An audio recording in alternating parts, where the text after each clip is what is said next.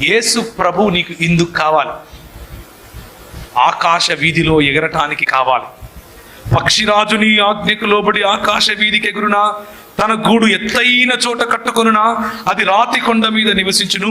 కొండ పేటు మీదను ఎవరునూ ఎక్కజాలనంత ఎత్తైన చోట గూడు కట్టుకొడును. అక్కడి నుండియే తన ఎరను వెదుకును.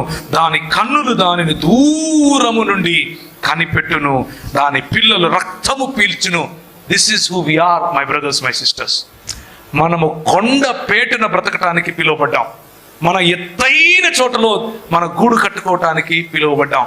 అక్కడి నుండే మన ఎర్రను చూడటానికి తీక్షణమైన కన్నులు కలిగిన వారముగా, దూర దృష్టి కలిగి ఉండటానికి పిలువబడ్డాం.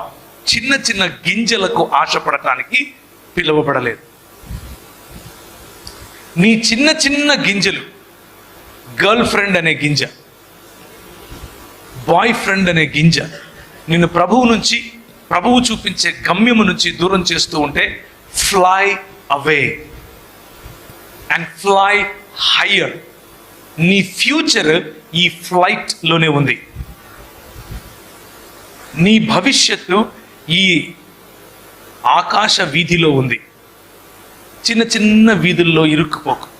నువ్వు మహా అయితే నీ సొంతంగా కష్టపడితే ఆ చెట్టు మీద గూడు కట్టుకుంటావు. కానీ నీతి సూర్యుడు నీకు ఉదయిస్తే కొండ పేటు మీద గూడు కట్టుకుంటావు. ఎవడునూ ఎక్కజాలనంత ఎత్తైన చోట నీ స్థానాన్ని ప్రభు ఉంచాడు. ఆ స్థానాన్ని మర్చిపోయి చిన్న చిన్న గింజలకు ఆశపడితే ప్రభువుకు లెక్క చెప్పాలి. ప్రభువుకు లెక్క చెప్పుకోవాలి. తలలు వంచుకుంటే ప్రార్థించుకుందాం.